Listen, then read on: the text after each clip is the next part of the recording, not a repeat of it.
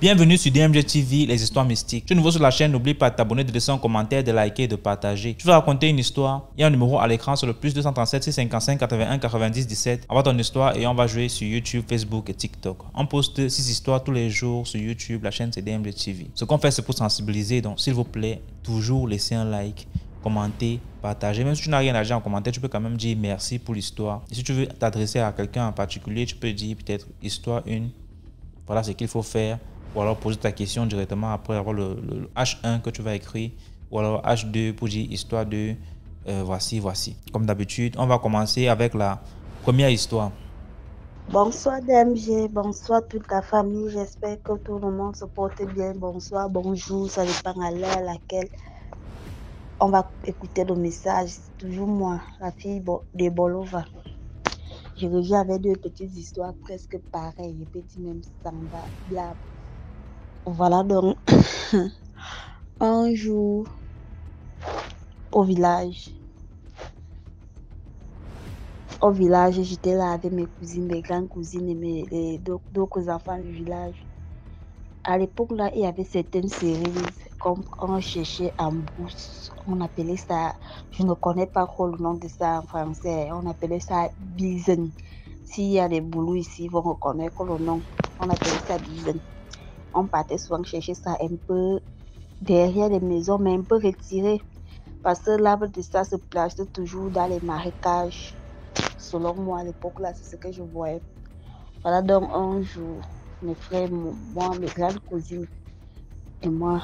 Donc, à la maison, il y avait des gens même qui étaient, que je peux dire, j'étais parentée avec, il y avait mes deux grandes cousines qui sont quittées de la maison et d'autres enfants du village. Donc, on était au nombre de 7. On partait donc, et je vous dis d'abord que j'étais la plus petite.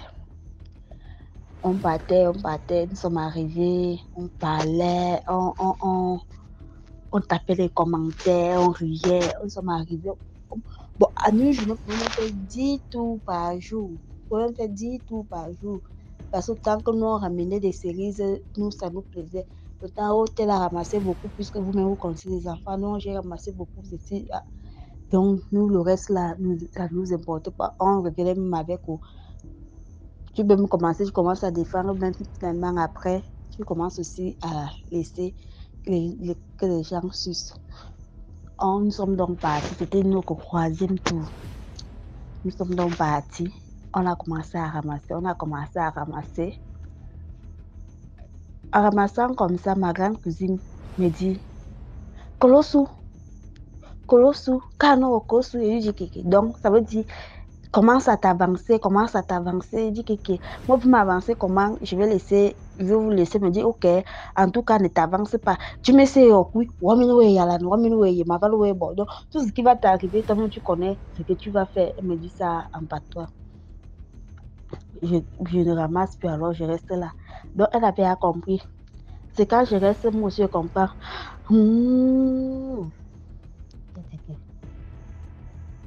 Quand la chose a fait pour la 3e fois, là, tout le monde a compris. Tout le monde s'est d'abord mis debout. L'autre demande que tu as compris. L'autre demande tu as compris tout ce qui. Qu'est-ce qui se passe? Nous sommes encore en train de poser des questions. On dit, de Nia Dumouba, Nia Miga Wema. Donc, la chose disait que, c'est vous ici, les gens d'Adoum, c'est vous qui m'avez tué. DMG, parce que l'autre a dit qu'elle jurait sur le sang de sa mère. L'époque là, je m'en souviens encore bien. On a fendu la brousse.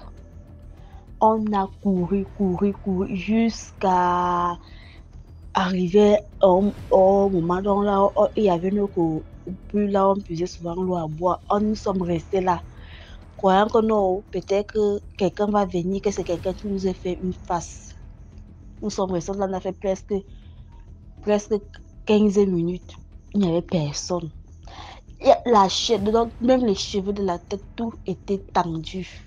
Il n'y avait personne qui venait. Nous sommes rentrés au village. Quand on arrive au village, on couvre les plaies au village. Dites quoi? La tante est décédée, celle qu'on m'avait surnommée. Elle est décédée, dit merde. Après, quand on explique ça, aux grandes personnes, on dit, oui, effectivement, quand quelqu'un va mourir, la personne fait souvent, on l'appelle ça mon patois bicicia. La personne fait souvent le bicicia. Donc, quand la personne est morte, si tu n'es pas encore au courant, d'autres personnes, tu peux même voir la personne. D'autres personnes peuvent seulement venir t'effrayer. Donc, on disait que c'est elle qui était venue nous effrayer en brousse. Que comme nous sommes les enfants, elle ne voulait pas nous faire du mal. Elle voulait juste qu'on quitte en brousse pour nous faire comprendre qu'il y a un problème au village. La deuxième, ma grand-mère, comme père son âme, ma grand-mère avait le congélateur, tellement que ma grand-mère était grasse, qu'elle ne marchait plus, elle restait sur place, mais elle avait son gaz là. On appelle ça le petit éco-gaz là, le gaz, la bouteille à gaz qui vient avec le foyer là. Elle avait ça placé. Donc elle préparait là, elle faisait tout là, elle avait son congélateur. Voilà, donc elle est en train de préparer. Elle était donc en train de préparer. On n'était qu'à deux dans la maison.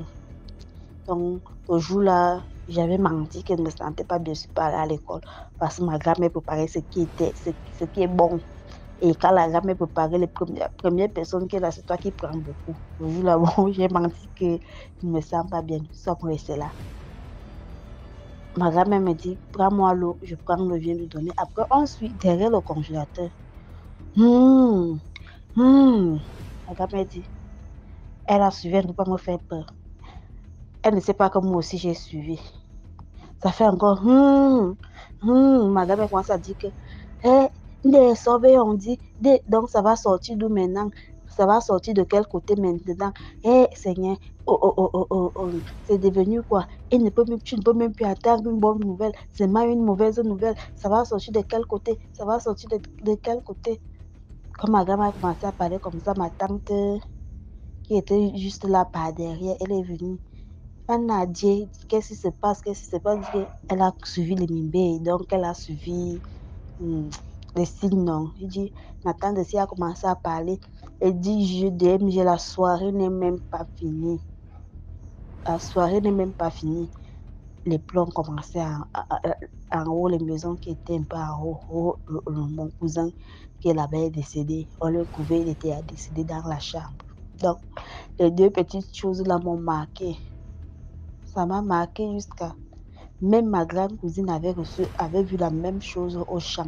Donc, la morale de l'histoire, c'est que chez moi, je ne sais pas si les coutumes là existent, mais que les choses que les gens racontent ici, il y a beaucoup qui sont vraies.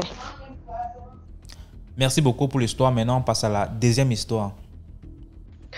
Bonsoir DMG et bonsoir à toute la communauté DMG. Donc, je fais cet audio, je suis obligée de venir dans la douche parce que là, je suis à beaucoup de bruit. Donc, j'espère que vous n'allez pas entendre le bruit ambiant qu'il y a autour de moi. Et je vous demande encore pardon, population. Si vous écoutez le bruit des voitures, je suis totalement morte de route, donc je ne peux pas faire autrement. Donc, cette histoire se passe dans un pays anglophone. Je suis dans un pays anglophone. Je ne vais pas citer le nom du pays pour parler de la discrétion parce que c'est une histoire qui circule dans les groupes WhatsApp des étudiants, etc. et tout. C'est une histoire très triste, mais qui est tout autant plus réelle. Et si je partage cette histoire, c'est simplement pour vous dire que c'est un effet de mode. Je ne sais pas s'il faut dire un effet de mode, mais c'est quelque chose qui se passe partout.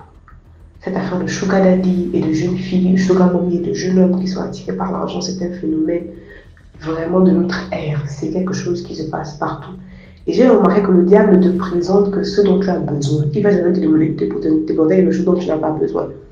Désolée encore si je parle un peu vite, je suis bête, je pense que j'ai déjà dit dans ma première histoire. Donc c'est comme ça que cette jeune fille, elle est étudiante, une brillante étudiante, dans une université UP de la capitale. Désolée, je suis un peu grippée. Dans une université UP de la capitale. Donc tout se passe bien dans sa vie, etc. Et tout. Je pense que ce n'est pas une genre de personne qui a fait. Parce qu'elle est dans une grande université. Voilà, je n'ai pas compris en fait quand j'ai écouté cette histoire. Mais bon, comme l'être humain n'est jamais rassasié, jamais totalement rassasié, elle fait la rencontre d'un monsieur bien plus âgé qu'elle, un sugar daddy. Un monsieur qui promet monts et merveilles et tout, qui donne beaucoup d'argent. Il donne beaucoup d'argent à la fille. Quand on dit beaucoup d'argent, c'est quelqu'un qui donne l'argent de manière insolente, des montants insolents. L'argent qui vient du nord au sud-est à l'ouest, on te dépose ça, tu sens que On dirait que c'est l'homme de ma vie que j'ai déjà rencontré là. Bref, je suis venue avec le monsieur, ils sont ensemble, tout ça, le monsieur ne demande même pas le sexe, il ne demande rien. Il ne demande pas que non, il peut venir dormir chez moi et tout ça là, rien. Mais la fille aussi, ça ne l'inquiète pas. C'est pour ça que je me demande aussi, entre parenthèses, les hommes qui donnent de l'argent à tout le monde, là, qui ne demandent pas le sexe là, méfiez-vous de ces personnes-là, méfiez-vous de ces personnes. C'est comme ça qu'au bout de quelques temps, elle va se dire que non, ça dort. Un monsieur qui me donne l'argent comme ça, je ne peux pas le regarder comme ça, je dois ouvrir mon minou. Comme les femmes, on a souvent cet esprit-là de rendre l'appareil en ouvrant les jambes. C'est bien dommage. Je suis une femme nouvelle, donc je dis que c'est bien dommage pour nous. C'est comme ça qu'elle dit que non, le coup, machin, ça fait comme bien 6 mois, je veux qu'on couche ensemble et tout. Mais le monsieur, c'est vrai, dit que ah, merci, ça vient de toi, c'est la porte que j'ai cherchée. Ils ont commencé à coucher ensemble. Et entre-temps, la jeune fille, à chaque fois qu'elle montait dans la voiture de monsieur, il y avait toujours un sachet noir derrière la voiture. Un sachet noir derrière la voiture. À chaque fois qu'elle voyait le monsieur, le sachet noir était là, posé au même endroit. Elle se disait que mais qu'est-ce qui est dans ce sachet-là? Mais tu vas pas poser la question, ça ne te regarde pas. C'est pas ta voiture, c'est pas ton argent. Toi, tu seras là pour profiter. Les profiteurs ne posent pas beaucoup les questions. C'est ce que j'ai appris. Donc, elle est seulement là. Bon, elle se dit que bon, le sachet, en tout cas, ça fait je sais pas que c'est là, donc il met son argent, et tout, etc. Bref, pour elle, quoi? Tant qu'elle a son gain, le reste ne l'intéresse pas. Elle continue de coucher ensemble, des rapports sexuels et tout, machin. Ça enjoy, ça profite de la vie, ça part à tel endroit et tout, etc. C'est comme ça qu'un matin, le monsieur appelle la fille. Ils sont ensemble. Ils partent ensemble dans un endroit à l'hôtel et tout. Il y a la fille. Ah, moi j'ai un fantasme. La fille s'est dit ok, nous sommes grands, chacun de nous peut avoir des fantasmes, c'est pas interdit d'avoir des fantasmes. C'est quoi ton fantasme, papa? Ah, c'est comme ça qu'elle se rend compte que le sachet, le fameux sachet, est là, quelque part à côté du lit. Il dit oh non, mais avant ça, je vais te dire que je vais te donner tout l'argent que tu veux, je vais prendre soin de tes parents et tout. Je vais te payer ton école jusqu'à la fin et tout. Genre, je vais payer ton école jusqu'à la fin de cycle, tout ce que tu veux, je vais te donner, machin. C'est vraiment si tu réalises ce fantasme-là, tout ce que tu veux, je vais te donner. C'est comme ça que la fille s'est dit que, mais ça c'est une aubaine. Tout ce que je veux, tu vas me donner. Oh, je vais te donner tout ce que tu veux et tout. Et le monsieur, curieusement, il ouvre le sachet. Ah, la fille s'est dit que bon, peut-être que c'est déjà l'argent là qu'il peut me donner, mais le fantasme c'est quoi? Il dit ok là, avant toute chose, je veux que tu couches avec mon cerveau. La fille est restée, genre elle a bugué. Comme si elle avait entendu, comme si elle avait entendu à l'envers. Comment ça? Non, je veux que tu couches avec mon serpent, je te promets que tu vas aimer, comment tu vas kiffer, tout, c'est juste pour quelque temps. Tu avais vraiment tout ce que tu veux, je vais te donner tout ce que tu veux. Je ne sais pas ce qui s'est passé, ce qui est passé par la tête de la fille pour qu'elle dise oui. Moi, je préfère mourir, je ne sais pas, je préfère mourir à l'instant T. Tue-moi même. Que de m'imaginer que j'ai peur des serpents. Tue-moi même, tue-moi. Oui, de m'imaginer de coucher avec ce truc-là. Ah, la fille dit que mais non, la machin dit que non, il insiste. Elle accepta. C'est comme ça que le monsieur prend son serpent. Il introduit dans le vagin de la fille. Le serpent fait tellement bien la chose qu'elle a dit qu'elle même elle a dit son témoin, je n'invente rien. Qu'elle a commencé à kiffer. Elle kiffait. Elle était dans l'argent, elle kiffait. Tout. Vraiment désolé pour l'ouvrir les voitures. Elle est en train de kiffer. Ah, et que le serpent a fini de faire ce qu'il a fait. Je ne sais pas s'il a léché ou s'il a sucé ou s'il a quoi, il a avalé. En tout cas, le serpent a fait son travail tellement bien fait que la longa a senti que là, en tout cas. C'est comme ça que la fille part avec ce que le monsieur lui a promis, de l'argent, qu'elle voulait une forte somme d'argent qu'elle n'a jamais vu depuis sa vie, depuis qu'elle est née, elle n'a jamais vu l'argent comme ça. Elle entend seulement les montants violents, mais elle n'a jamais vu ce genre de montants. C'est comme ça que la jeune fille, au bout de 2 jours, elle a appelé son chou, elle a dit que non, bébé, machin et tout. Ah, comment tu vas et tout, le fantasme là vraiment et tout. Ah, elle appelle, le téléphone ne passe pas. Appeler, rien. Ah, elle se découvre que peut-être il est parti en mission, un truc comme ça, là, appelé rien de chez jusqu'aujourd'hui. C'est comme ça qu'au fur et à mesure que le temps passait, elle se rend compte que quelque chose ne va pas au niveau de son sexe. Elle se rend compte qu'il n'y a rien de ce qui ne va pas en fait. Quand on est une femme, on sait que ça peut être quelque chose qui n'a pas au niveau du sexe. Un soir comme ça, elle part aux toilettes. Elle écarte bien les jambes pour bien voir ce qui ne va pas. Elle voit les asticots. Ah, les asticots qui sortent, les asticots sortent. Ils sortent en groupe. Ils sortent en groupe. C'est comme s'ils revenaient, je ne sais pas, les asticots sortent, ils sortent. Dès qu'elle essaie de mettre l'eau comme ça, apeurée, la peau quitte. En fait, j'imagine la douleur en tant que femme. La peau quitte. C'est comme ça qu'elle est partie à l'hôpital. Le gynécologue regarde comme ça et tout est mélangé là-bas. Tout est mélangé. La jeune fille est en train de pourrir. Elle est en train de pourrir. C'est pénible, ça fait mal. Elle est en train de pourrir déjà, pourrir. Et c'est sur son lit d'hôpital qu'elle a raconté l'histoire. Elle a demandé aux jeunes filles de faire attention. Mais je ne sais même pas. Plus on raconte son histoire, plus on a l'impression que ça s'empire. Plus on raconte son histoire, plus on a l'impression que les gens sont de plus en plus attirés par les choses. Ils pensent que c'est un mythe. Tant qu'une personne de la famille n'a pas vécu ça, ou tant qu'elle-même n'a pas vécu ça, il ne croit pas à ce genre de choses-là. Et c'est sûr que ce monsieur, il continue de faire ce qu'il faisait avec son serpent. Il a fini de prendre des chances, de prendre l'énergie de la petite, de prendre tout, une personne qui était sur le point de finir l'école, qui devait sûrement être bien placée. Les parents s'occupaient déjà de toi. Sometimes, il faut apprendre à se contenter de ce qu'on a, le contentement. Apprenons le contentement, c'est important dans le monde dans lequel on vit là. Le diable ne va jamais te présenter ce dont tu n'as pas besoin. Il va juste te montrer ce dont tu as besoin. Ce que tu cherches le plus là, c'est ce qui va t'exposer. C'est ce qui va te montrer.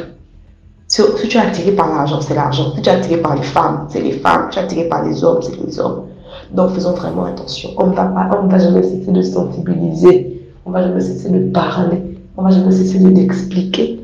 Mais malheureusement, c'est toujours les mêmes choses. Ils sont toujours aveuglés par l'argent, aveuglés par le paraître, par toutes ces choses-là, vraiment les vaines gloires. Vraiment que Dieu nous aide chacun pour sa part.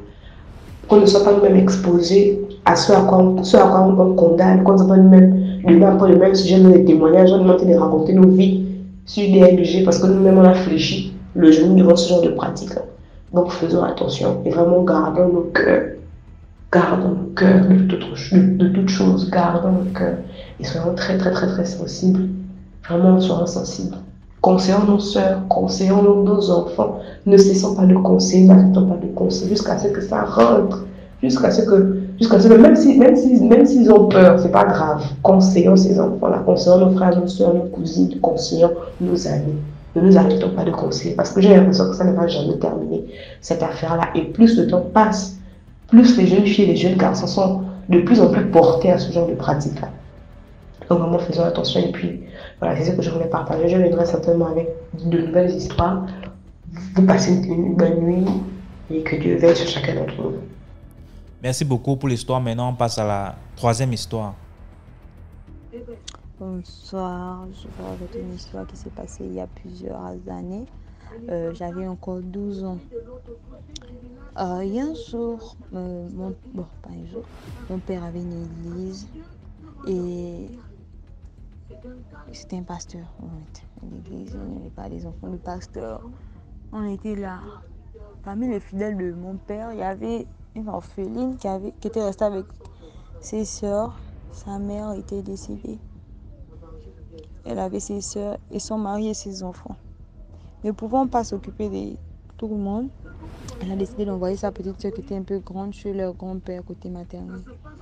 En partant sur le côté maternel, chez son grand-père le côté maternel, elle ramasse. On a donné le vampire parce qu'elle disait que non, c'était une viande qu'on avait donnée.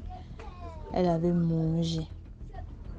Mais le grand-père avait appelé que non, ta petite sœur a l'épilepsie. Donc, ils ont couvert, on peut dire quoi, la sorcellerie là, qu'ils avaient donné par une maladie, genre l'épilepsie. Je ne peux pas penser que c'est ça, mais à chaque fois que tu faiblis, que tu as pitié de la personne et tout, et il te manipule au travers. Ça veut dire que tu faiblis seulement pour avoir pitié et te manipule.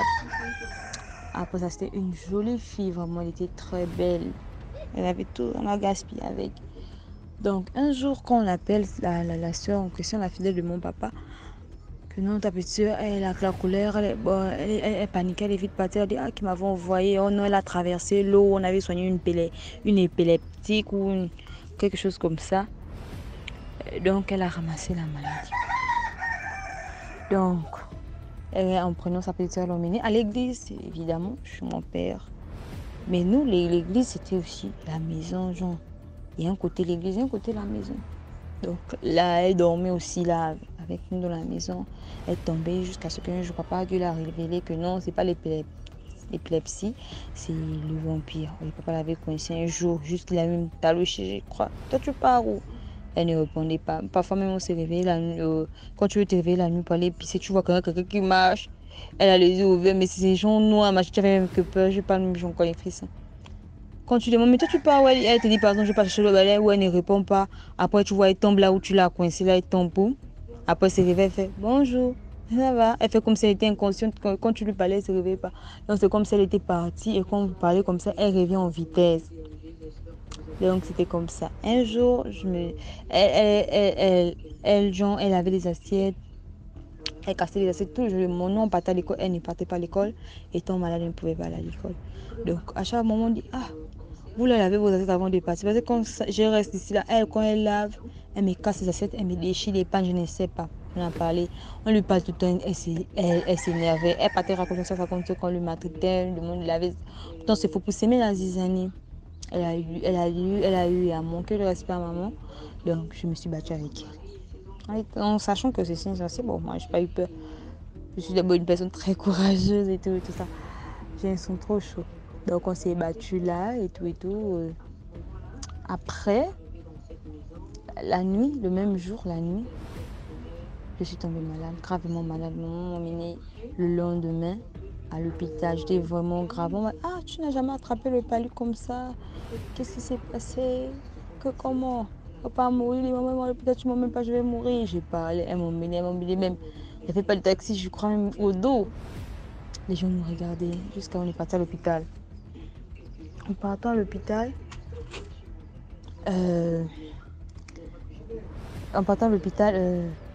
donc, on arrive à l'hôpital comme ça. Bon, on est resté, je suis tombée 2 jours dans le coma. 2 jours dans le coma. Maman, en voyant ça, elle a dit jamais. Ma fille était tranquillement bien. Elle était tranquillement bien. Je ne sais pas ce qui s'est passé. Elle est partie à la réunir les deux familles, côté paternel, côté maternel. Bon, son côté paternel, ils étaient tous réunis là-bas. Comme ça, elle est menacée que si vous ne me remettez pas ma fille, m'attendez 2 jours. Là, je ne blague pas avec vous. Elle a blâmé sa mère, elle a blâmé mon grand-père, elle a blâmé tout le monde. Les vieux, là, les oncles, les tantes, en tout cas, elle a blâmé tout le monde. Qu'est-ce que vous faites votre société, c'est pas pour me tuer, mon enfant. Ma chenille, elle a fini de parler, elle est venue à l'hôpital. Elle pleurait, donc je me suis réveillée aussi le même jour. Je vois mon père, tu pleures quoi. Elle a commencé à dire, ah, Seigneur, merci, machin et tout. Ah. Elle m'a dit, ah. Elle m'a expliqué maintenant l'histoire. J'étais là, médicale, je suis partie blâmer tes parents, voilà pourquoi ils t'ont rendu la vie. Donc j'avais raison et tout. J'avais déjà 17 ans la fameuse petite sorcière était venue témoigner chez ma mère là-bas. Donc tu vois, elle a laissé passer toutes ces années, 5 ans. Elle est venue, oh, bonjour, parce qu'on avait chassé de la maison à cause des différents problèmes qui s'étaient passés. Je sais tout ça là, donc il y avait des problèmes qui s'étaient passés. Elle avait sémé la zizanie entre mon papa et sa soeur parce qu'elle disait que nous on maltraitait, papa m'a acheté ici, c'est là. Donc, elle est partie, elle est retenue avec sa soeur. On retenait chez sa soeur, elle mangeait les enfants de sa soeur qu'on pas permis. Tous les jours, boum, boum. C'est quand il est resté peut-être 2 ou 3 comme ça que la soeur est venue. Papa, je ne peux plus marcher là, quand même damé un, il restait que 2. Oh, voilà, elle confesse que oui, je mangeais. Elle passe son temps à me blâmer. Je mangeais son enfant. Elle est ma boule. Son esprit, c'est là. Ah. Oh, papa, ça me gale encore là. Yeah. Mon père a dit jamais. Je ne peux pas. Ma femme ne va pas pouvoir accepter. Oh, papa a accepté, mais non. Que oui, machin. Maintenant, quand elle vient, la fameuse petite sorcière, comme elle vient à la maison, Elle me fait les câlins à tout. On était combien? On est 5 filles, un garçon. Mes grands frères, ils habitaient plus là-bas. Donc on était là, 8, 5 filles. Oh, elles étaient gens contentes parce qu'on avait quand même passé un bon bout de temps ensemble et tout ça. Vous m'avez manqué et tout. Oh, on était quel on la regardait qu'il n'y a pas d'eau. Sérieusement, on avait peur. Après, quand elle est venue, mon papa fait asseoir maman pour dire que voilà, il y a tel veut revenir à la maison et tout, et tout, et tout. Elle-même qui coupe papa pour dire que non, avant ça, j'ai quelque chose à vous dire. Je ne sais pas si elle ne voulait plus revenir ou elle savait que quand elle devait dire ça devait créer des discussions ou des rancœurs, je ne sais pas. Oh, pour vous rappeler le jour que moi j'étais malade. Elle était malade, non, oh oui, c'était moi. Parce qu'on s'était battu. La même nuit, j'ai damé la maladie. Je voulais la tuer, l'emmener. Elle devait voir, donc j'avais la colère. Mais quand je suis partie, j'ai rencontré son oncle. Je ne connais pas, juste que je ne m'a pas dit c'était quel côté maternel ou paternel, il ne m'a jamais dit. J'ai rencontré son oncle qui m'a donné la permission que lui part. Donc avec son oncle et mes deux personnes étaient sur quand on est parti pour appeler son esprit. En appelant son esprit, on appelle tel 3 fois. Elle se réveille quand elle me voit. Elle piaffe, elle retourne. Elle s'appelle, on tirait son esprit. Elle dit qu'elle essayait de tirer mon esprit. Je refusais toujours. C'est là où mon oncle en question donne des trucs spirituels là-bas, au mystique. Maman dit que la petite, elle a logué, son esprit est trop dur. J'ai tenté à le tuer plusieurs reprises. C'est là, pour rendre malade, c'est facile. C'est vrai que quand j'étais petite, je suis tombée tout le temps malade. Donc, on a compris que les maladies ne venaient pas naturellement tout le temps malade. Pour rendre malade, peut-être ça, oui, je rends malade. Mais quand on rend malade, on pense que dans la maladie, elle va mourir. Mais rien. Là, tu appelles, tu vois comment elle fait, non? Tu laisse. Elle dit que non. Elle était trop, même dans son esprit, elle est orgueilleuse. Elle me regarde, quand elle parle comme ça, elle me regarde le ciel, elle me dit, tu es orgueilleuse. On t'appelle, sinon je devais t'emmener ton esprit en esclavage. Tu devais voir, ça devait t'apprendre à me bastonner. Je devais te montrer que tu es forte dans ce monde et moi dans l'autre monde. Je dis, yeah. Quand elle parlait comme ça, ma mère est venue, c'est mon putain, laisse-moi, donc tu m'as fait souffrir, tu connais combien de jours et moi j'ai souffert à cause de cette situation. Maman voulait jongler sur elle, là, jamais, maman dit jamais, je ne peux pas l'accepter chez moi. Si tu acceptes l'enfant là chez moi, puisque mon père il est tout quand même un peu imposant, il dit que c'est moi qui décide, elle vient pour être sauvée, on va prier et tout. Maman a dit ok, si elle vient, moi et elle, on prie nos habits, bon elle et moi, on plie nos habits. On part. On va plier, on m'a même dit, va plier tes habits, on va partir. Ça va. Elle pas vu que c'était sérieux, il a dit jamais. On pose la question que bon là, si vous voyez comme ça que là, elle est fâchée et tout, à cause de ça. C'était possible une petite histoire. Elle a failli mourir et tout ça. La famille, elle avait eu des problèmes avec sa famille parce qu'elle était partie mal par la famille et tout. Mais non, moi, puisque je n'étais pas là pour nous qui sont en train de parler pour les histoires, je suis venue que quand elle m'a demandé pardon.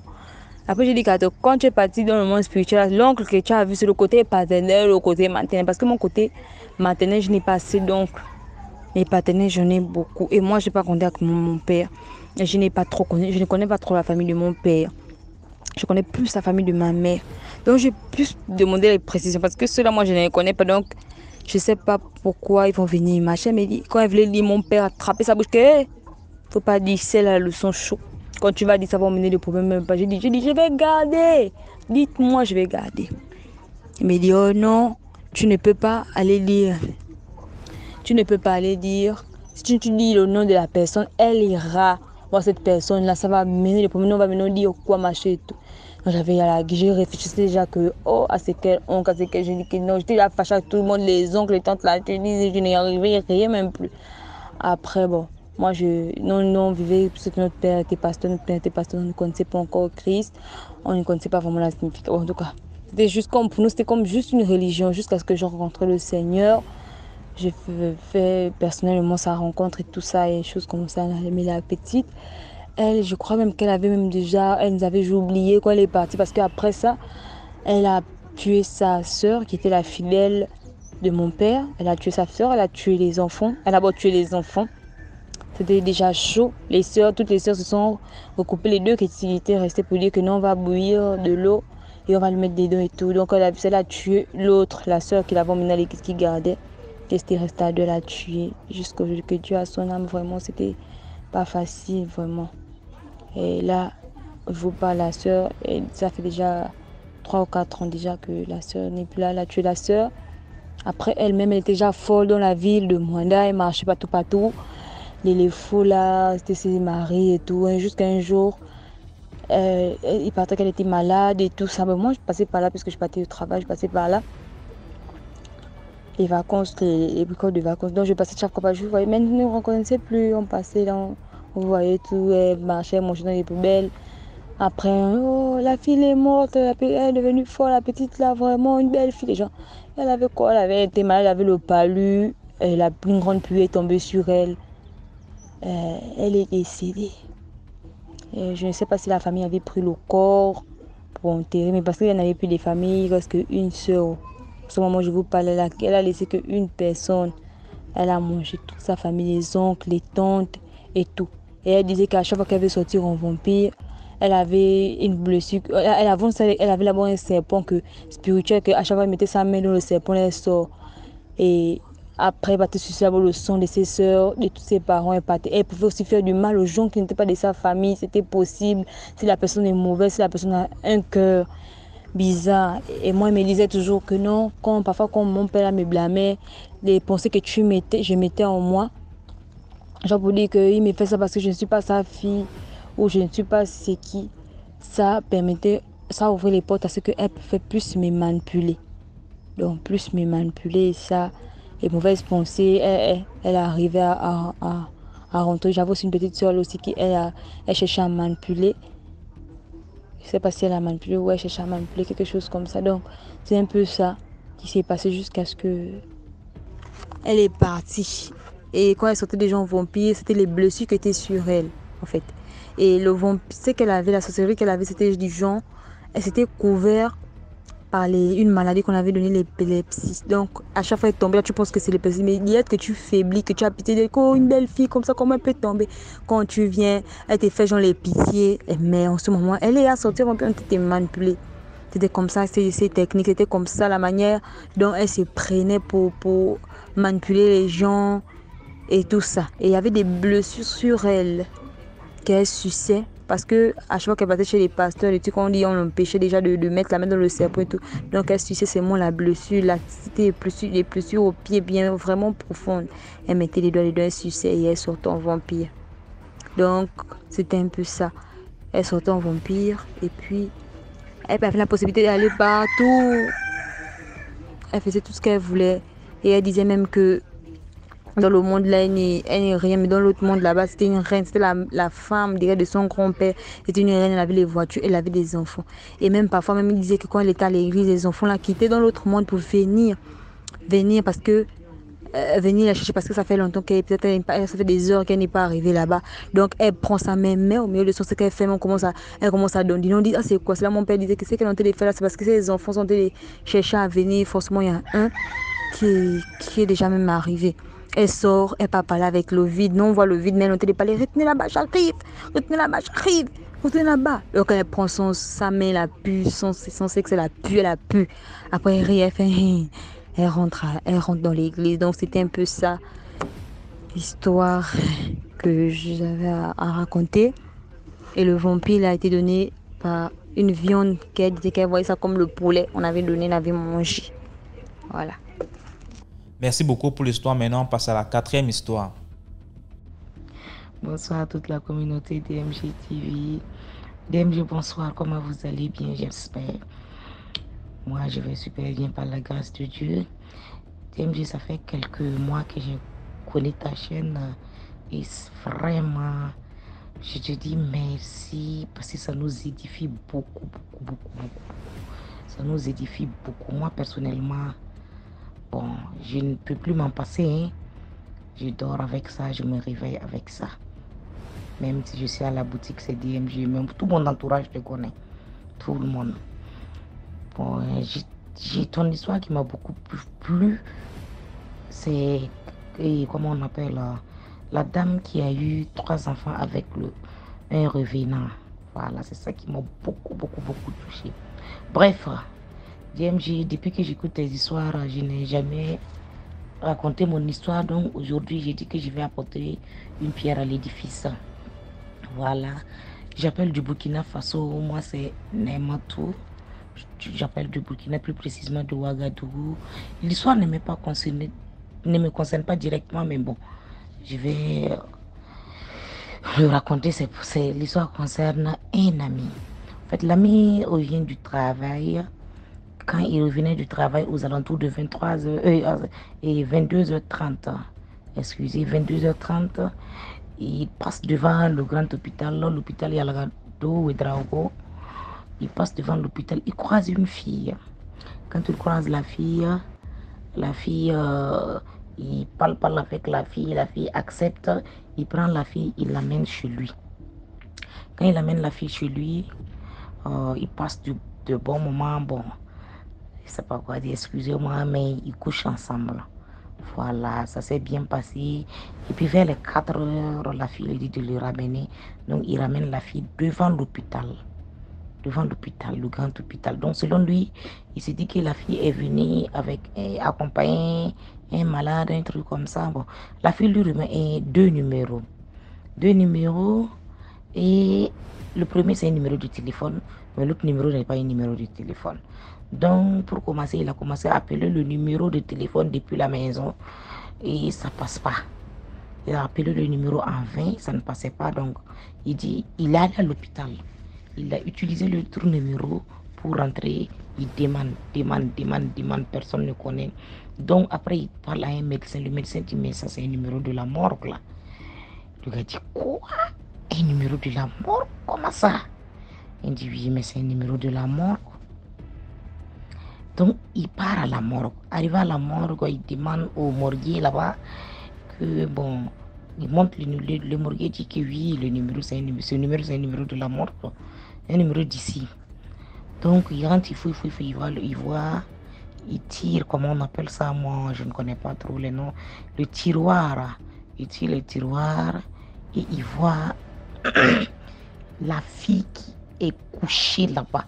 La fille que lui-même il a remorquée hier devant l'hôpital, amenée chez lui. Ils ont eu des rapports, tout. Ça s'est très bien passé. Il a ramené la fille. Cette fille était couchée à la morgue, blessée là-bas, couchée. Le gars était devenu hystérique. Il était devenu comme un fou. Il dit, mais c'est archi faux. Je viens de prendre cette fille hier nuit devant l'hôpital, amenée chez moi. On a tout fait ensemble. Je l'ai ramené ici. Il m'a donné ces deux numéros. Mais c'est pas possible. On dit, mais oui, la fille a fait un accident hier. Donc, c'est hier qu'on l'a amené ici. Et il dit, quoi? Mais c'est pas possible là. Il dit, oui, c'est ça. C'est la fille qui est là.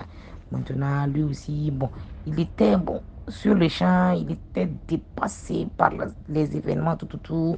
Bon, quand il est revenu à la maison, bon, il allait voir comment on appelle ça, les marabouts. Non, c'est pas un marabout, je vais dire.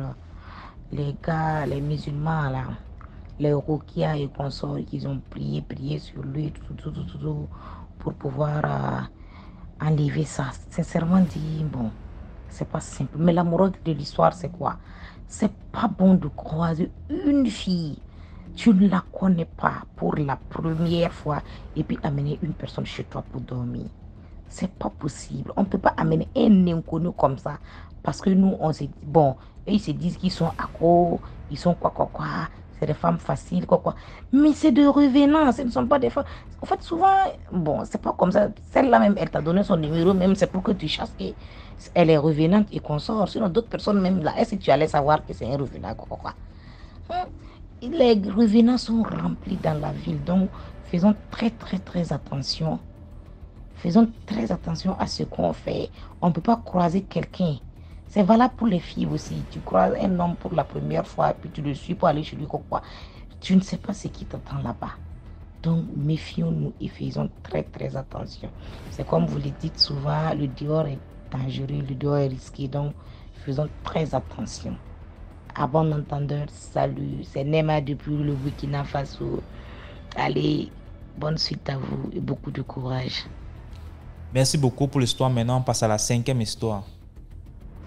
Bonjour famille DMG TV, j'espère que vous allez tous bien. Alors moi je me surnomme Princesse et je suis de nationalité gabonaise mais je ne vis pas au Gabon pour le moment. Donc je viens aujourd'hui raconter une histoire. C'est la première fois que je vais raconter une histoire et j'espère qu'elle sera un peu compréhensible. Donc, c'est l'histoire de mon grand frère, décès de mon grand frère. Il faut savoir que moi, je suis le type de personne dite songeuse, c'est-à-dire que ce sont des personnes qui ont des visions endormies, qui peuvent faire des voyages spirituels, et qu'on dit souvent qu'on a la tête ouverte. Voilà, on est vraiment axé dans le spiritisme. On est sensible au spiritisme. Donc, mon frère, il décède un mercredi du mois de décembre 2019, un mercredi. Et moi, 3 jours avant, je fais des songes assez étranges. Il faut savoir déjà que dans ces songes-là, je faisais d'abord des rêves normaux, c'est-à-dire les 3 jours précédents, le mercredi du décès de mon frère, je faisais des rêves normaux. Voilà, donc je fais un rêve normal où je peux me balader comme ça, il n'y avait rien d'inquiétant. Ce sont des rêves qui résument de la journée. Et il y a comme une brèche qui s'ouvre dans mon rêve. Et il y a des personnes qui viennent et qui me demandent je veux le lit, je veux le lit. Est-ce que moi je peux avoir le lit? Je viens avant les autres, est-ce que je peux avoir le lit? Combien coûte le lit? Donne-moi le lit, s'il te plaît. Moi, je suis étonnée, je ne comprends pas. Je me dis, mais qui êtes-vous? Qu'est-ce que vous me voulez? Et la brèche se ferme, je continue à un rêve normal. Ça, c'est la première nuit. La deuxième nuit encore, il y a plus de personnes qui viennent. J'ai 4 personnes qui viennent de manière insistante. Mais le lit, c'est combien? Nous voyons que le lit est déjà prêt. Nous avons mis toutes les conditions pour le lit. Le lit, c'est combien? Et ça devient de plus en plus alarmant, et tout. Et je ne comprends pas. Je me dis, mais qui sont ces personnes? Dans le sang, je cours, je m'enfuis. Je commence à avoir des palpitations. Je sens j'ai un pressentiment bizarre et je me dis, il y a un problème. Et donc, je me réveille. La dernière nuit, donc la veille du mercredi, donc la nuit de mardi à mercredi, là, je fais un dernier songe où je fais encore un rêve normal de la journée et là, il y a une brèche s'ouvre, mais c'est plus alarmant encore, où des personnes sont dans une chambre en train de mesurer un lit, un grand lit de place. Ils mesurent, je ne connais pas cette chambre, et ils mesurent le lit. Donc, il y a des hommes et puis, je pense, une femme dedans. Ils mesurent et ils disent, bah, le lit est prêt, donne-nous le lit. Le lit, c'est combien? Le lit, c'est combien? Pourquoi tu refuses de nous donner le lit? On est prêt à payer, c'est combien, c'est combien, c'est combien? Et moi, j'étais tellement agacée, ça faisait 3 jours que je voyais ça, j'étais agacée, je ne comprenais pas, j'essaie de discuter, mais ils sont de plus en plus alarmants, leur voix sonne dans ma tête, c'est combien le lit? Et là, je me mets à crier dans le songe, je m'en fous, quoi. Je ne vends pas les meubles de chambre, de maison. Je ne vends pas les meubles d'aménagement. Donc, I don't care. Prenez le lit. Je m'en fous, prenez le lit. Et là, il y a comme un silence. Il y a comme un silence. J'ai le frisson. Je le ressens dans mon corps physique. Je ressens aussi la pression dans mon corps, dans le songe. Il y a un silence. Et c'est là où un monsieur dit, OK, merci. Le OK, merci, je me suis réveillée. Je me suis réveillée très tôt à l'aube. Et, et après, comme ça, bah, la journée commence. Je me suis dit, ben, je suis levée très tôt, pas de souci. Euh, et donc, j'apprête ma journée tranquillement. J'ai reçu la visite d'un ami et, euh, et j'ai fait à manger. Il était 13 heures, je n'oublierai jamais. 13 heures, je vois l'appel de mon frère, là, un autre frère, parce que j'ai trois frères. Un autre frère, l'aîné, qui m'appelle, je coupe parce que j'ai de la visite. Un autre, il appelle encore, je coupe, je lui dis, j'ai une visite, je te rappelle dans peu. Et là, c'est ma soeur qui m'appelle à la normale. Et là, je me dis, ah bah, si c'est trois fois, c'est qu'il y a une urgence. Donc, je décroche l'appel de ma soeur. Elle est en pleurs, en panique. Et elle dit, ouais, il y a Esdras est décédé. Esdras est décédé. Esdras est décédé.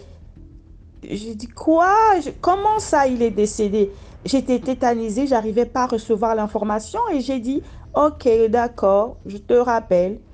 J'ai coupé et elle a essayé de me rappeler, j'ai coupé et j'avais pas à recevoir l'information. Donc, du coup, j'ai fait comme s'il n'y avait pas d'information. Mon ami me dit, qu'est-ce qu'il y a? Tu es, tu as le visage tout gris. Je lui dis, mais je viens de perdre l'un de mes grands frères et c'est mon meilleur ami. Je n'ai pas d'autres meilleurs amis que mon grand frère là. Et il a arrêté de manger. Il m'a dit, mais viens en prie parce que faut savoir que c'est l'année où je venais à peine d'être chrétienne et de me baptiser. Donc, quand je rentrais dans une consécration, vraiment une vie de consécration et tout ça. Et donc, c'était l'un de mes amis chrétiens. Donc, il me dit, viens en prie et tout. J'ai dit, non, je ressens une lourdeur, je ressens une fatigue, je vais juste m'allonger dormir. Donc, je dors et quand je dors, je songe ou je marche dans une ruelle. Et je suis en train de dire à Dieu, mais je viens à peine de me baptiser, de rentrer dans la consécration. Et toi, tu m'enlèves mon meilleur ami. Tu ne peux pas m'enlever mon meilleur ami. Je vous le raconte et j'ai encore le frisson parce que ce sont des images qui ne quittent pas de ma tête. Et là, je dis en 2019. Et décembre 2019, bien sûr. Donc, je suis en train de songer comme ça et je marche dans la ruelle, je suis en train de parler à Dieu. Tu peux pas me faire ça. Tu peux pas, s'il te plaît, pas mon meilleur ami, s'il te plaît. Qu'est-ce que j'ai fait? Pourquoi tu ne m'as rien dit? Pourquoi tu ne m'as rien montré? Je ne comprends pas. D'habitude, on dit que les enfants de Dieu, ils ont un truc, un pressentiment comme, comme lorsque il y a quelque chose qui va arriver, le Seigneur les prévient. Pourquoi tu m'as pas prévenu? Pourquoi tu m'as laissé comme ça? Et j'arrive au bout, il y a une porte. J'ouvre la porte. C'est exactement la pièce que j'avais vue dans le songe précédent. Et le lit était exactement le même lit.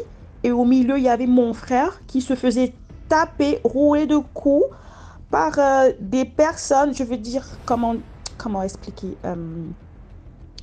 Euh, oui, des chauves-souris en même temps avec le body le corps humain. C'était comme ça entre deux des chauves-souris. C'était mi-chauve-souris, mi-humain. Ils tapaient, ils étaient tout noirs. Ils sont volés, ils tapaient mon frère. Ils étaient exactement la poignée de main que j'avais vue des personnes. Ils tapaient, ils tapaient. Et j'étais paniquée et j'ai crié Esdras, Esdras. Et tout s'est arrêté, les chauves-souris sont sorties et tout. Et il m'a dit, oh, princesse, mais c'est fini, c'est trop tard.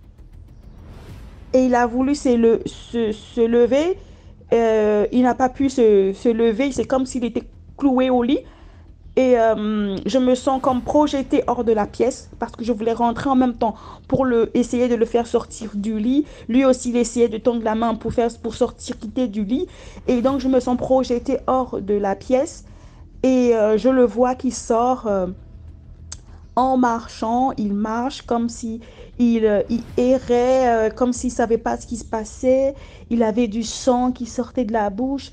Et je criais, Esdras, Esdras, où tu vas, ne pars pas, Esdras. Et il ne m'écoutait plus. Donc, je me réveille de là et là, je me réveille en pleurs parce que maintenant, j'ai l'explication. Maintenant, je me dis que j'ai l'explication de ce que j'avais vu. Mais moi, je comprends pas pourquoi est-ce qu'on m'a demandé le lit. Moi, je connais pas euh, euh, les histoires mystiques et tout. C'est vrai que je me suis pas totalement intéressée quand j'étais plus petite, les histoires spirituelles. Je n'avais, même quand je posais quelques questions, les parents ne donnaient pas trop d'informations, donc j'ai balayé ça du revers de la main. Je me suis dit, c'est pas grave. Et là, je commence à devenir chrétienne en 2019, donc je me dis que j'ai une autre forme de spiritualité, mais ça m'intéresse aussi pour ne pas être naïve de tout ce qui se passe dans le continent africain, de notre pays et tout ça. Donc, je, je, je reçois l'appel de ma mère le soir, je décroche et là maintenant je percute l'information encore plus profond parce que j'entends ma mère pleurer, j'entends tout le monde pleurer à la maison et elle me dit, elle me dit, calme-toi, calme-toi, je vais te dire une chose une fois. J'ai dit oui maman, je suis calme, je t'écoute. Elle me dit, il faut que tu veilles, il faut que tu veilles. Tu ne peux pas pleurer comme nous. Il faut que tu veilles. Parce que il a frappé une fois, peut-être il va frapper deux fois, mais il faut que tu veilles. Tu es la seule personne qui peut continuer à veiller. Tu ne peux pas pleurer comme nous.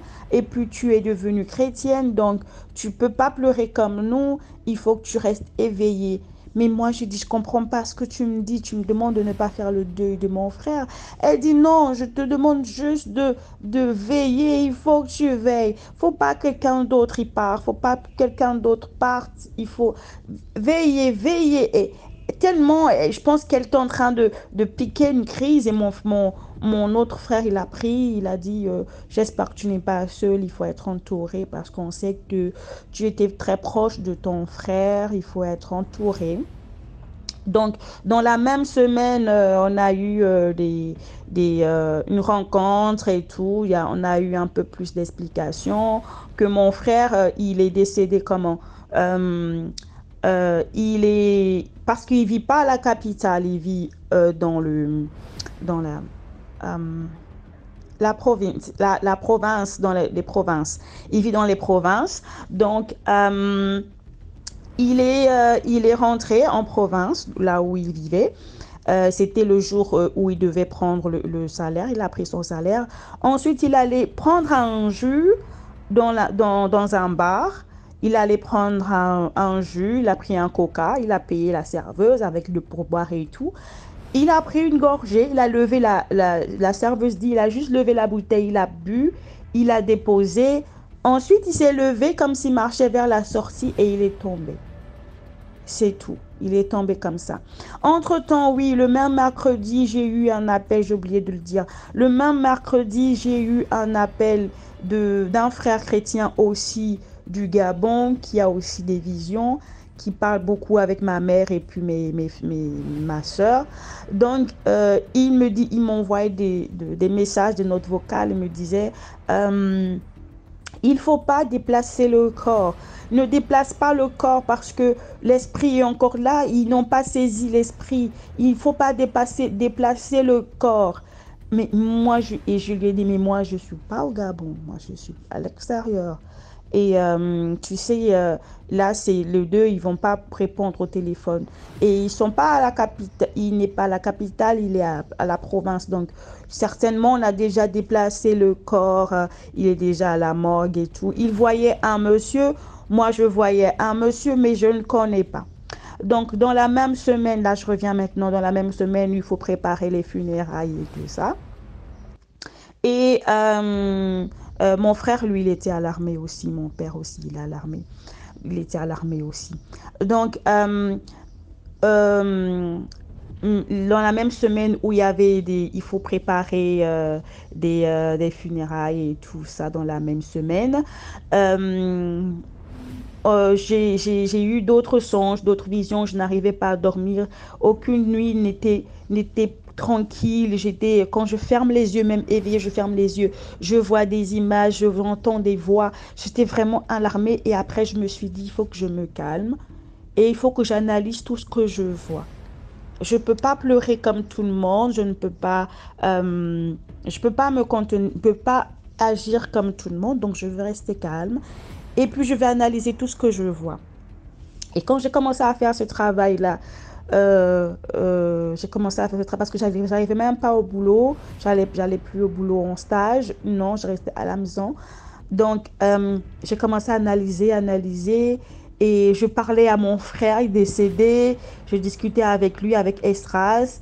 Euh, je voyais qu'il me montrait des personnes, il me montrait certains trucs de famille et il m'a donné un nom. Je suis allée dans un endroit où il y avait beaucoup de personnes du corps habillé, donc on dit ça comme ça au Gabon. Euh, les corps habillés, donc les militaires. On les appelle les corps habillés. Donc, il y avait d'autres personnes même que je voyais qui étaient aussi corps habillés qu'on pouvait connaître, que ce soit sur les personnes connues, voilà, des colonels, des généraux qui sont décédés.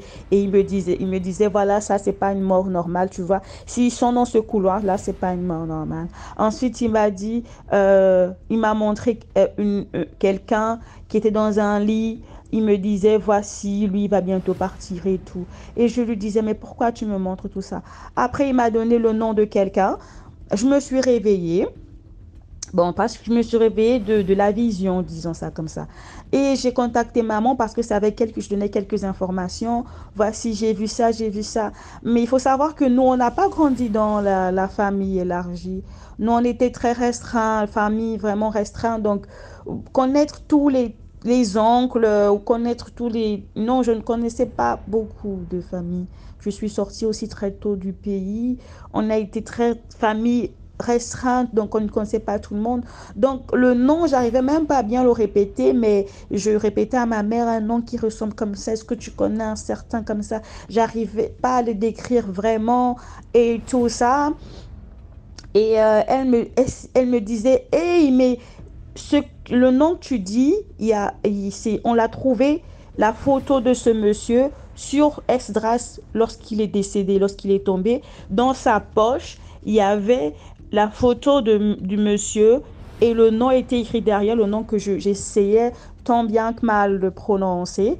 Esdras avait écrit derrière le nom. Je prends un exemple, Kumba. Kumba, il faut le retrouver. C'était écrit comme ça sur la photo derrière. Et donc, elle me dit, oui, oui, mais on ne savait pas c'était quoi, on ne savait pas et tout. Mais c'est aussi quelqu'un qui est dans les corps habillés. Et j'ai dit, d'accord, mais c'est c'est Esdras qui m'a parlé de lui. Esdras qui m'a parlé de lui. Donc, qu'est-ce que je veux dire? Donc, c'est Esdras qui m'a parlé de lui. Il faut vraiment rechercher cet homme. Je crois que lui, il connaît comment ça se passait avec mon frère. Donc, encore dans la même semaine, j'ai des visions de beaucoup de gens armés. Beaucoup de gens armés avec mon père au milieu, ils sont en train d'acclamer, mon père en train de pleurer et beaucoup de personnes et tout en noir, des chauves-souris et tout machin, qui veulent rentrer dans la famille et qui me demandent encore des choses, mais j'arrive plus à leur répondre parce que je sais maintenant qu'ils me demandent des choses. Mais moi, je ne comprends pas pourquoi moi, on me demande des choses alors que moi, je connais pas. En 2019, je venais à peine d'être chrétienne et tout. Donc, pour terminer l'histoire, le moment où on l'enterre, parce que ça s'est passé très vite, vu que on n'a pas trop eu d'autres informations de l'enquête. Bon, du moins, notre papa, il ne racontait pas les histoires, les informations qu'il avait. Il ne racontait pas. Mon père avait maigri. Il avait maigri vraiment pendant cette semaine-là. Il ne mangeait presque plus, il ne parlait pas beaucoup. Il était juste là silencieux. On lui demandait, il faut l'argent pour tel, il donnait l'argent pour tel, il donnait. C'est ma mère qui n'arrêtait pas de lui dire, mais exprime-toi, dis quelque chose. Tu connais certaines personnes qui viennent te dire, on a vu ton fils, il a traîné avec tel il y a 2 jours, il a fait ça, il a fait ça. D'autres donnaient des théories, mais mon père, il ne réagissait pas. Et dans le moment où on devait l'enterrer, bien sûr, je ne suis pas descendue au pays, je suis restée là où je suis. Donc, je ne suis pas descendue au pays parce que billet d'avion quitté quand tu es hors de... comment on dit?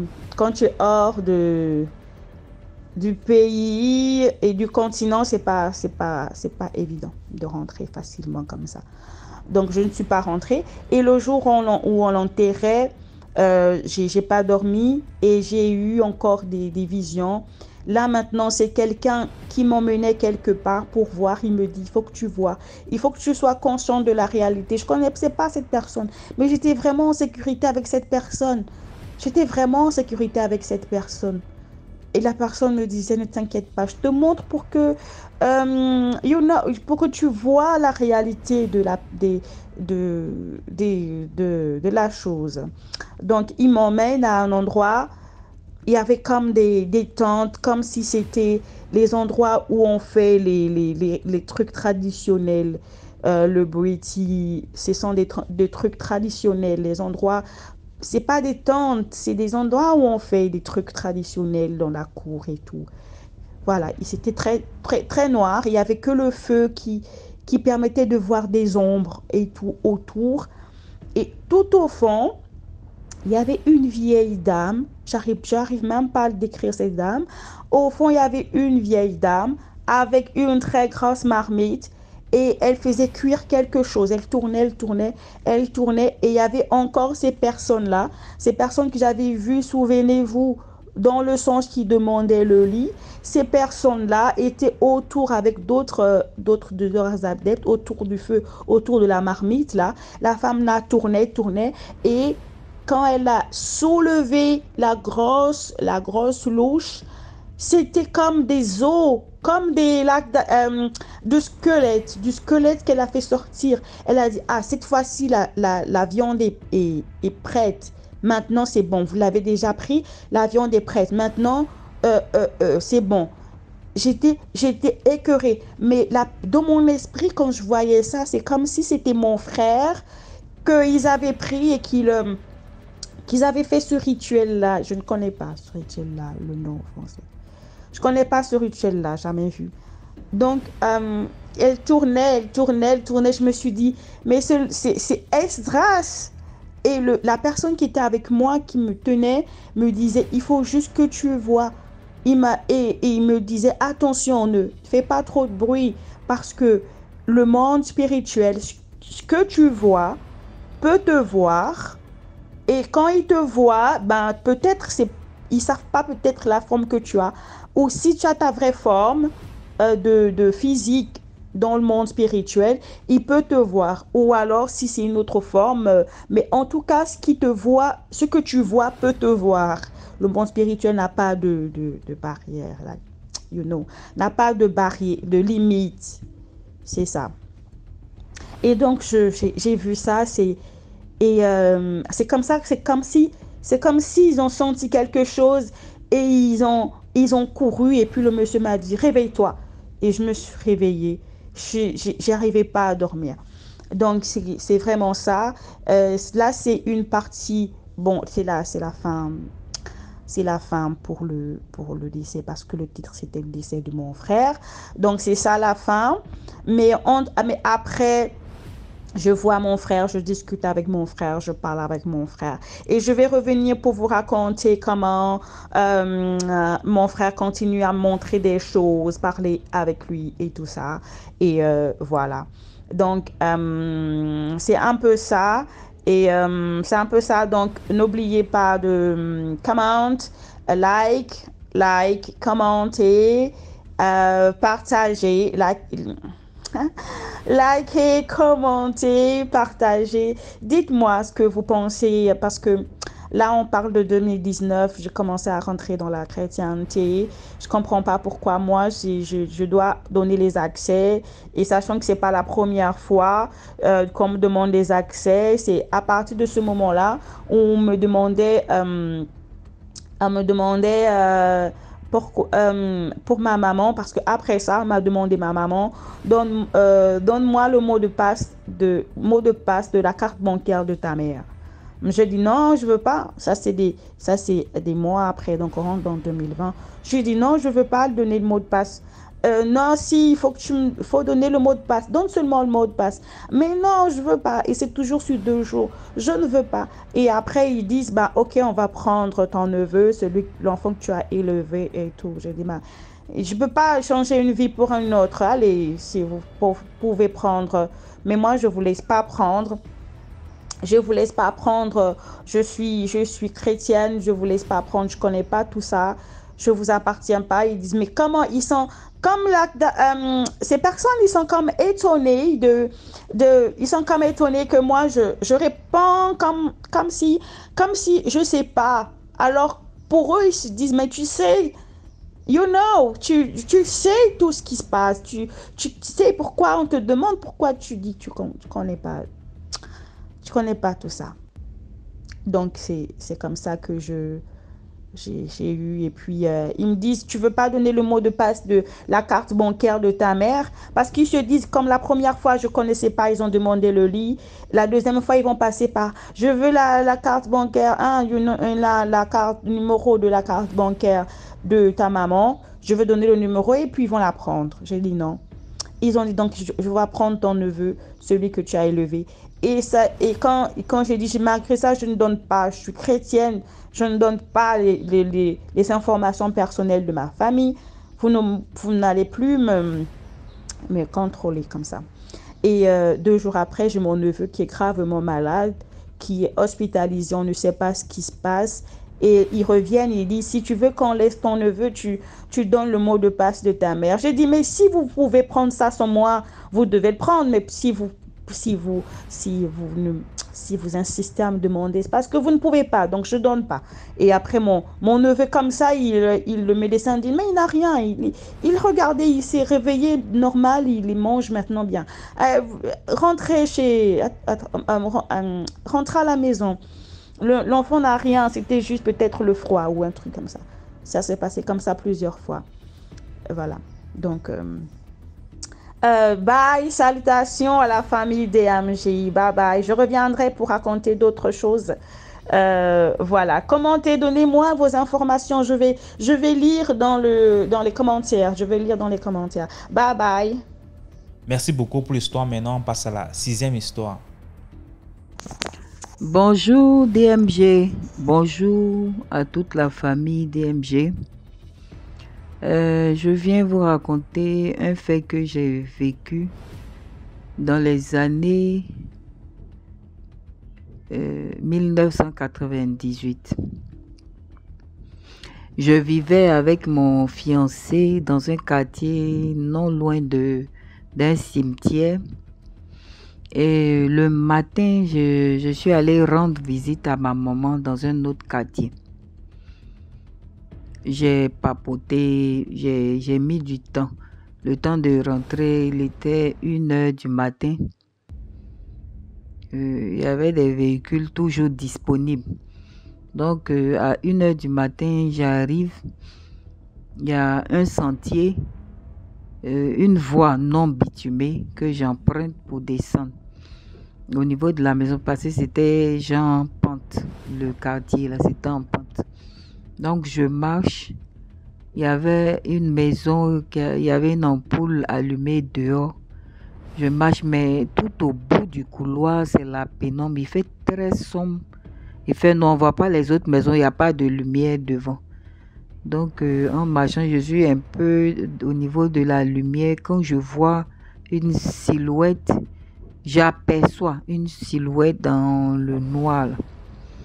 Et au fur et à mesure, la personne commence à se rapprocher. Et quand elle arrive un peu au niveau, pas totalement de la lumière, je constate que c'est une dame qui est habillée d'abord en tout rouge. Et en bas du pagne, là, il y avait un moment, on faisait les modèles carrés en bas des pagnes. Et puis les couturiers, là, coupaient dedans, c'est carré. Juste en bas. Et ses cheveux étaient longs jusqu'à ses chevilles. Et ses cheveux flottaient. Il n'y avait même pas de vent, hein. Les cheveux flottaient au vent. C'était des cheveux lisses, pas afro. Je sais qu'elle est de teint. Quand je vois, je sais que c'est une femme noire. J'ai pas vu son visage. J'ai pas eu le courage même de regarder son visage. Les cheveux flottaient. Donc, elle venait dans un sens. Moi, je partais dans l'autre sens. Donc, quand on s'est rencontrés, j'ai eu des frissons au moment où elle me dépassait. Et elle a prononcé une phrase. Je n'ai pas saisi les mots. Et quand je l'ai dépassée, elle a typé. Elle dit, en Côte d'Ivoire, on dit, elle a fait trou, elle a fait ça. Elle a fait comme ça. Mais elle a fait ça de façon longue. Je ne me suis pas retournée pour regarder. J'étais presque arrivée à l'entrée de ma cour. Je suis rentrée et je suis allée expliquer ça à mon fiancé. Il m'a dit, ah, tu vois, tu aimes beaucoup te promener très tard. Et puis, souvent, quand on te parle, là, tu réponds. Aujourd'hui, là, pourquoi tu n'as pas répondu? J'ai dit, il y avait la chair de poule. Et aussi, en 1998, là, il n'y avait pas encore les mèches humaines. Mais les mèches humaines, là, pour dire, de cette longueur-là, ça faisait peur. Ça faisait peur, c'était vraiment long. Donc, je ne sais pas ce que j'ai rencontré. Je ne sais pas. Donc, c'était ça mon histoire, ce que j'ai vécu. Je tenais à partager ça avec tout le monde. Merci de m'avoir écouté. Likez, partagez, abonnez-vous massivement. Merci.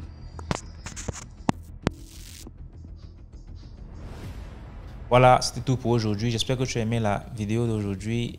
Sinon, laisse un commentaire, like, partage. Si tu n'es pas encore abonné, abonne-toi. On se prend demain 12h pour une nouvelle vidéo. Ciao.